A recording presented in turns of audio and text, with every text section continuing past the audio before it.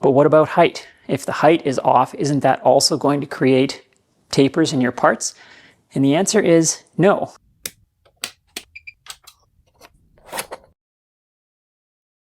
Hello Internet, my name is Quinn and this is Blondihacks. It's Canadian Formal Friday here in the shop. Because I'm not going to be doing any machine work, I'm going to answer some common questions and misconceptions that I get mostly in comments on past videos, emails, that kind of thing. One of the advantages of having done this for several years now, making beginner-focused content, is that I see a lot of the misconceptions and questions that beginners have. And a lot of them I recognize because I had those same questions when I was starting out and made a lot of the same mistaken assumptions. So none of us are born knowing everything, and these are all things that I wish someone had told me. So let's get into that right now. Let's talk tailstocks. This is an area where I get a lot of questions and comments related to various misunderstandings.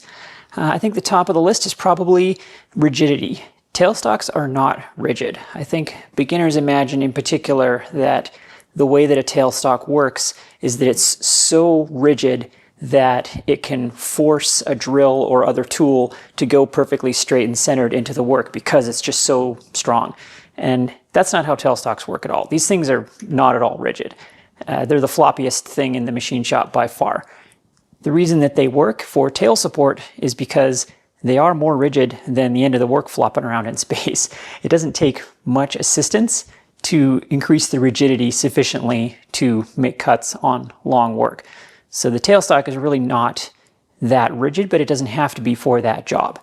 Now, as for holding tooling centered, I mean, it's definitely not doing that because it is, but you know what I mean. It's not forcing that tool to stay centered because in that situation, the tailstock quill is unlocked, and any unlocked sliding part in a machine tool has movement in it. It's basic physics, right? If this thing didn't have some play in it, you wouldn't be able to move it.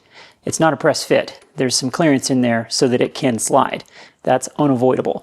Now, you can have more or less play in it. So, you know, this one's got 5/1000ths of play in it because, let's be honest, it's not a top dollar lathe.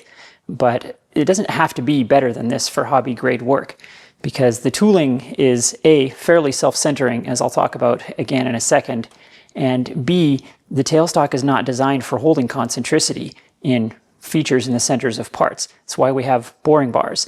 So it's why understanding the fundamentals of machining is actually more important than how much you spent for your lathe. So this might be an issue if you're doing, toolmaker quality work, but for hobbyist work, 5/1000 of play in the quill is no big deal because it's not affecting anything you do if you're doing everything with a good understanding of the fundamentals of machining, such as how we create concentricity and what tooling is good and not good for different jobs. Case in point, let's talk about drills. Something you'll see pretty frequently on my channel is the drill wiggling a little bit when I'm drilling with the tailstock. And people generally ascribe this in the comments to two things, both of which are frankly incorrect. One of which is that my tailstock is somehow misaligned. It isn't. I keep my tailstock aligned.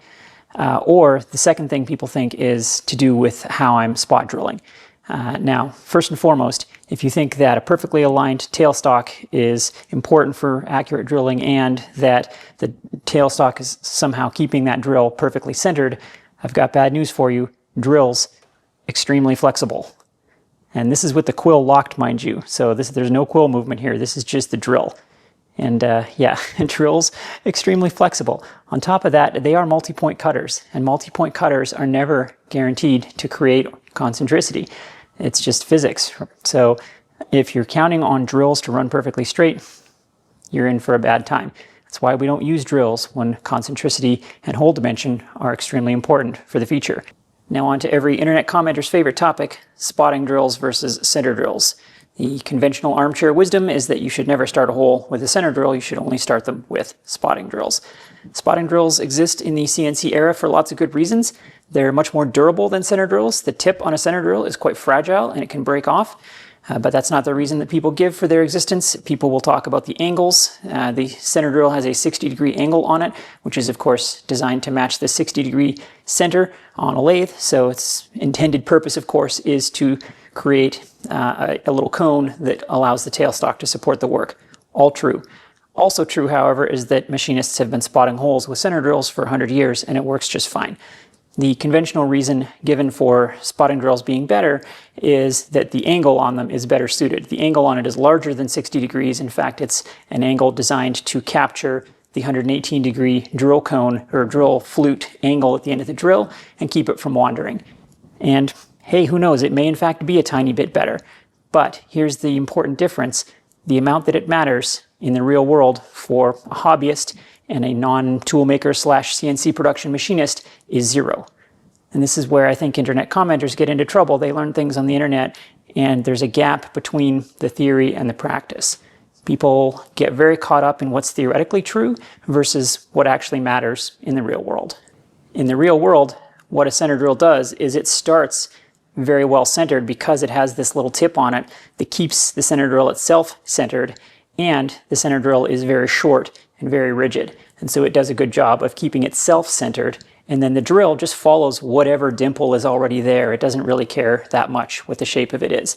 And again, a spotting drill might be slightly better, but not in a way that you're going to notice or care about as a hobbyist or home gamer or a non-CNC production toolmaker, etc. Okay, but why then in some of my videos do you see the drill wiggling when I'm drilling holes? Well, regardless of how you start a hole, a drill is a multi-point cutter and it's very flexible, as we've established. So those two things mean occasionally that drill is going to catch an edge weird when it starts drilling, especially if the grind on the two flutes is not perfectly identical, which, let's be honest, it rarely is. And so that means sometimes that drill is going to start wandering a little bit as it goes. That's just what drills do. And it looks more dramatic on my channel, I think, also because I shoot with a macro lens. So macro lenses, when viewing material up close, because everything I do is really small, when you're looking up close at the work, the spherical nature of the lens causes lateral movement to be exaggerated. So often things look like they're moving on camera and I can't even see it in person. It doesn't look like it's moving to me. And then I look at the footage and I'm like, wow, that drill's wiggling all over, or at least it looks like it is. So yes, the drill is moving. It's not quite as dramatic as it looks, but I will say if you've never filmed your own lathe up close with a macro lens, you may not realize how much things are actually moving. But none of that is really important. What's important is that if that wiggling is a problem, you shouldn't be making the feature with a drill. Drills are not precision, positioning, or dimensioning tools, right? They are bulk material removal tools. You always start with a drill to get rid of the material so that you can then come in with a boring bar and create concentricity, and then you can also come in with a reamer if you want to create dimension. If that has not sold you on the mostly irrelevant nature of this internet debate, this is a book on machine shop practice. It's a reprint of a book from the 30s, I believe, and it has a large section on jig borers. Now, the jig borer is a machine whose entire raison d'etre is extremely accurate hole positioning and geometry. And the section in this book on how to use a jig borer specifically says not to use center drills for positioning holes, but it has nothing to do with the angles on the drill. The reason that they say not to use one is because the method described in this book involves starting with layout, which is what was done at this time, and starting then where your crossed layout lines are, you then move up to a prick punch, which is a special kind of punch that you use by spinning it in your fingers, not by hitting it with a hammer, and that produces a very, very small and very accurate punch mark. And from there, you want to go directly to a normal twist drill. You bypass the center drill, and the twist drill, being flexible, will find that prick punch and is thus the most accurate way to land on that punch mark. The reason they say not to use center drills is because they are too rigid and too good at starting a hole exactly where they want to, and you won't ever get perfectly aligned on your prick punch mark, which is, again, derived from your layout lines, which are presumed to be the most accurate thing to start with. So what's not mentioned anywhere in this is spotting drills. Spotting drills are a relatively modern invention that, as I said, are excellent for CNC or production work where you're drilling a lot of holes and you don't need them to be perfect. You want to go straight to a twist drill after the spotting, and they're going to be more durable and make more sense in that type of environment. Center drills for starting normal holes, especially with a DRO, when you're not starting with a prick punch, are excellent. Drills are not accurate. They're not supposed to be. They never will be. So if you think that using a spotting drill is going to be the difference between making perfect holes with drills or not, then you're not understanding drills and how they should be used. So let's everybody calm down. Center drills are cheap, easy, and they work better at smaller sizes than spotting drills do, and everything I do is really small. The end, the very tip of the center drill makes a nice little spotting drill on its own. It's mainly how I use it. Let's all relax and have fun. The other tailstock item I want to talk about is actually really interesting, so I'm glad people have asked this question. It came up a lot in my video about aligning your lathe, and unfortunately I didn't think to cover this in that video, and I wish I had because so many people wanted to know. One of the challenges of making technical content in video format is that you can't anticipate everyone's questions ahead of time. And honestly, even if you could, you probably wouldn't have time to cover everything in every video, but this is a great question and I want to talk about it. People asked, what about tailstock height? That video talks extensively about aligning the tailstock horizontally, and tailstocks have dedicated alignment systems on them for horizontal position. But what about height? If the height is off, isn't that also going to create tapers in your parts? And the answer is no, interestingly. And this is a super interesting thing about how lathes work. Because the tool cutting plane is horizontal and on center of the curved part that you're making, height actually matters very little. And this is an area, maybe the one area in the machine shop, where cosine error works in your favor. Because the tool is on center when you're cutting, if the work is above or below center, you have to go pretty far above or below before you get into an area where the horizontal position of the work is changing substantially. And this distance is a lot. We're talking probably 10,000ths of error before you would notice any error in your parts, or specifically taper in your parts. Now, cutting tools have to be on center or they don't cut properly, and that's due to the way the tool geometry engages with the work, but that's separate from whether taper will be created. So tailstock height actually matters very little. If you're anywhere in the ballpark, and a machinist ballpark is on the scale of 10,000ths, then it's going to be fine. And you know it's fine because this is not an expensive tailstock. And let me tell you, I've looked at the bottom of this tailstock, and it looks like they pretty much threw a roughing cutter in the general direction of it. It is certainly not surface ground or scraped in or any such thing. This thing is very rough, and I'm sure it's not particularly well aligned vertically with the spindle, and it just doesn't matter. If this is perfectly aligned horizontally, this lathe will cut sub 10,000th parts all day long. I think that's really interesting though, the geometry of how that works, and hopefully that explanation made sense. Next, let's talk about the effects of temperature on metrology. This is another topic that enthusiastic beginners can get a little wrapped up in the theory of and lose sight of the practice. I think we all know that temperature makes things expand, and therefore, in principle, things that are hot will measure larger, and we should be aware of that when we're measuring things in the machine shop. And again, theoretically true, the amount that's actually going to affect you in your daily life as a hobbyist or a home gamer is pretty much zero. I'm going to say pretty much because there's one case where it matters. I have heard enthusiastic beginners claim that, for example, you should only ever hold a micrometer by the little badges, because that way the heat of your fingers is not affecting the measurement. And I mean, let me tell you, this is absolutely not warming up the micrometer enough to have any effect on its measurement. If your hands are hot enough to do that, then you are pretty hot-blooded and you should probably see a doctor. There is a level of work at which that type of thing does matter. Those are not made up things that people are saying in that case. But again, context is everything. There are certain like laboratory, scientific, and extremely high-end toolmaker scenarios where they do worry about that, where the building is temperature controlled, and they even wear gloves when they handle their metrology in some cases because they're measuring sub-micron types of things.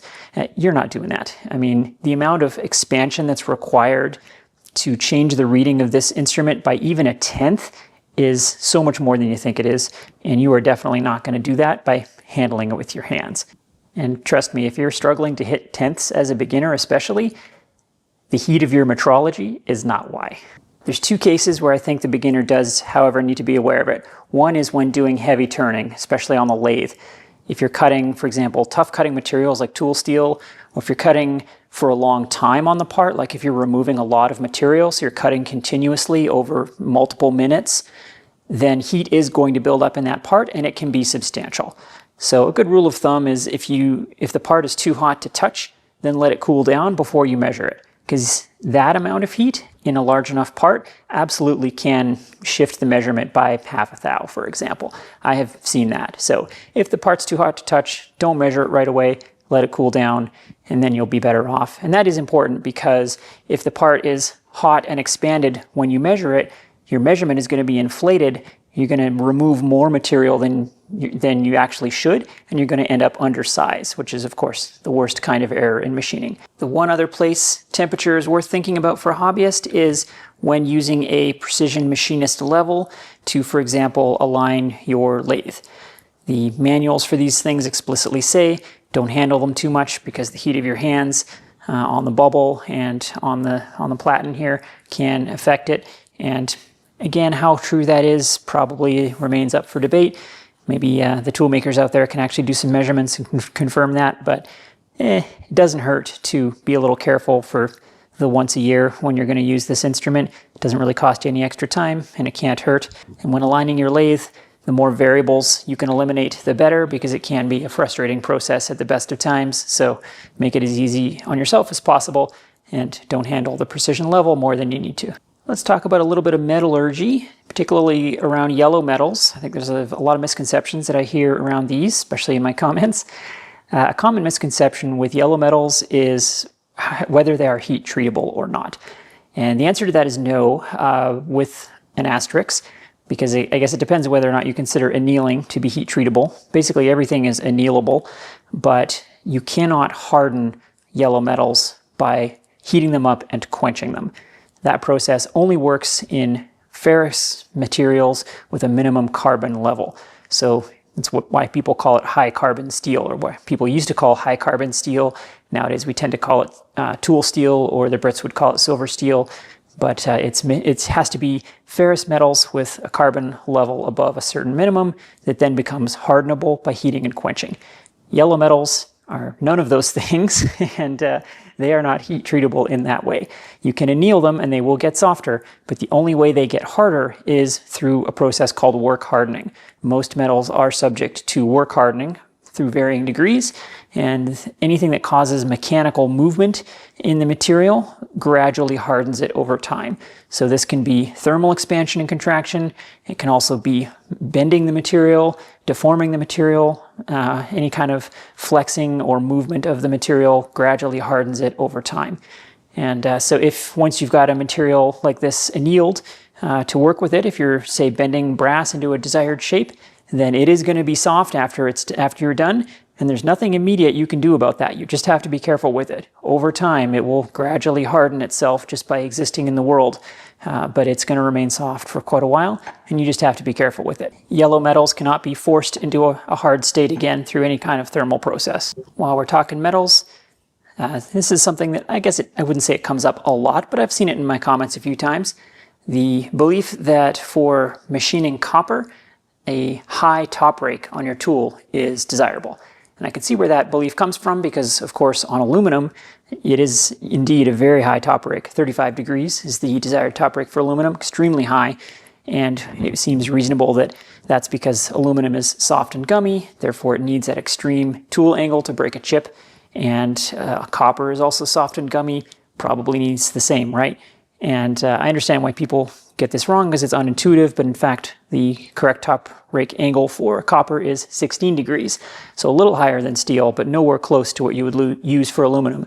And in fact, a top rake of 10 degrees, as you would use for steel, works just fine on copper. So it's not 0 like brass, and it's not 35 like aluminum. It's somewhat paradoxically pretty much the same as steel. Oh, and since people are going to want to know, this is the Engineer's Black Book. It's a great little pocket reference for all sorts of machining information. It comes in a UK version and a USA version. The USA version has more imperial stuff in it, but amusingly, even the USA version, you can tell it's a UK book because there's rather a lot of information in it about BA threads and Whitworth threads and other such things that no North American machinist is ever going to encounter. Yeah, great book though. One more little metallurgically adjacent item. People will often say you should not use aluminum for anything grinding related because grinding dust will get embedded in the aluminum and cause some sort of unspecified problems. And I can tell you that this is another case of the gap between theory and practice. Yes, grinding grit does get embedded in aluminum, but actually grinding grit gets embedded in everything, fun fact.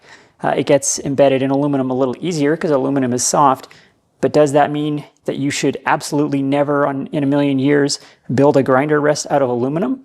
No. Lots of factory bench grinders come with aluminum tool rests, and this is an aluminum tool rest that I made several years ago, and I used it pretty much daily for grinding jobs. I ground hundreds of tool bits on this rest. And yes, you can see there's some grinding grit embedded in it, but it still works just fine. There's absolutely nothing wrong with it. And in fact, I could run some Scotch-Brite over that and clean it right up in no time. And it still works great. So I don't know where this zealous belief comes from that grinder rests should never be aluminum. It works just fine. The only reason I've switched to this one, this is the one that comes with the acute tool sharpening system from Eccentric Engineering. I've switched to this just because it's a very nice tool rest. It's nice and large. The adjustments on it are really nice. The adjustments on it are just a lot better than the ones that I designed, because Eccentric Engineering knows what he's doing when designing tools, and well, I don't. This one, like I said, worked okay. It served me well for many years, but this one's just better. So I use it now, but not because it's steel and this is aluminum. That's silly. I want to cover two safety items that come up pretty often in my comments, because they aren't something that I say in my videos a lot, but people are asking, so people might be thinking these things, and it's important to kill these ideas as quickly as possible. When I'm parting things off on the lathe, you will often see me using a hacksaw. If it's a material or a part that the parting blade is not going to handle well, for example, like small diameter tool steel, things like that, there are things that my parting setup doesn't handle very well, and in those cases, I'll just bring out the hacksaw and hacksaw it off. People always ask whenever I do this, why don't you just turn the lathe on and just like hold the hacksaw there? And this is so dangerous. Like, I cannot overstate how dangerous that would be. Think it through. I mean, you've used a hacksaw, right? You know that when you're using a hacksaw, the blade gets jammed up all the time. If you're just slightly out of alignment in any dimension, the saw gets jammed and it gets a little stuck. Now imagine what's going to happen if the lathe spindle is spinning when that happens and there's a full horsepower of DC motor driving that jammed blade towards you. This hacksaw is going to land itself in the far wall of your shop after passing through your spleen. That is one of the most dangerous ideas I can actually think of on the lathe. Absolutely do not use a hacksaw on a running lathe. This other one is very weird, and I feel weird even talking about it, but it keeps coming up, so I have to address it. Now, every field has its share of misconceptions, urban myths, things that get passed around from master to apprentice that just isn't true, and welding is no exception. These things don't make those people stupid. You know, we can't all know anything, and rationality is a high energy mental state. None of us can be perfectly rational all the time, and we all believe our share of things that aren't true. Myself included, I believe lots of stupid things I'm sure that I just don't know are stupid yet. But one of them that keeps coming up is in the field of welding. I think most of you probably know you're not supposed to weld on anything that has zinc coating, anything galvanized, because that will vaporize the zinc and you breathe that in. It's extremely dangerous. You get zinc poisoning extremely quickly from quite a small amount of that gas. So you need to always grind the galvanizing off of anything like that before you weld it. There is this persistent belief in the field of welding, however, that if you drink milk before welding on something galvanized, it will protect you because milk, quote, coats the stomach. This is one of those beliefs that how do you even start breaking down everything that's wrong with it? First of all, milk does not coat the stomach. That's not how stomachs work. Your stomach is coated in a continuously produced waterfall of mucus, which is what keeps the stomach from digesting itself. You cannot modify that process in any meaningful way with anything you eat or drink. Even if it did, do you breathe through your stomach? No. I mean, I hope you don't. If you do, you should probably see a doctor. But yeah, I don't know where these beliefs come from. And that one is so nutty that it's hard to believe people believe it. But I know they do because I keep seeing comments about it.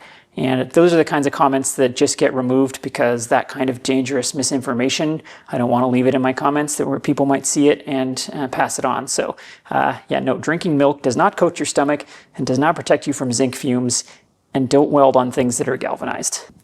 Let's finish on a fun one. I often get people asking, why is there snow outside my window in July or whenever the video in question is being filmed? And the answer is there isn't. Well, okay, that actually is snow because I happen to be filming this in December. But this is a special case, okay? I swear. But if you look in my videos, you'll often see what appears to be a lot of white outside of this window, and people naturally assume it's snow. But in fact, this is one of those challenges of making YouTube content, is that people generally don't have a great understanding of optics and cameras. And one of the things that cameras are very bad at is dynamic range. Our eyes are extremely good at that. You can stand in a fairly dim room, you can see everything in the room, you can look outside a brightly lit window, you can see everything outside that window. Everything looks roughly the same because your eyes are compensating for the large dynamic range in those two lighting situations. Cameras are super bad at that. So you have to set the exposure on your camera for either the fairly dark room or the very bright outside. Now this room is not what anyone would call dark. It is lit up like an operating theater in here because it is a film studio, effectively. It physically hurts to look at my ceiling. There is so much light up here, and all of that light, 160 linear feet of the best LED lighting money can buy, and the sun is still looking at that and laughing and saying, hold my beer and watch this. The sun is going to overpower any interior lighting that you have. So what that means is there's really no practical way to film inside and outside the same way, because the camera has to be shifted exposure-wise to be a good match for either outside or inside. There isn't an exposure setting that works for both because the camera doesn't have enough dynamic range. And in fact, you'll see this in movies all the time. Movies don't shoot towards windows, or if they do, what's outside the window is generally fake. It's an interior set, and they've built something that looks like an outside. It might be a painting, or it might be a set, but it looks like the outside, but it's not actually, because again, they have to keep the sun out. Now, professional productions do have access to better cameras and better lenses that can enable some amount of that, but it's extremely rare that they will ever shoot an interior where the outside also needs to be visible. These days, they also just tend to fix that stuff digitally if they need to shoot towards a window. But not shooting towards windows is one of the first things you learn in film school, because it's just an axiom that cameras are real bad at it. So not snow, just overexposed. Well, that's it for this video. I hope you found something in here that was useful. I hope I answered some of your questions. I get so many questions over the years, and I just can't answer them all. And frankly, most people just watch one video that isn't this one when they ask these same questions over and over again, so maybe this won't help, but hopefully it helps some of you. Thank you so much for watching. Thanks to my patrons over here who make all this content possible. They are the finest of humans, and I will see you next time.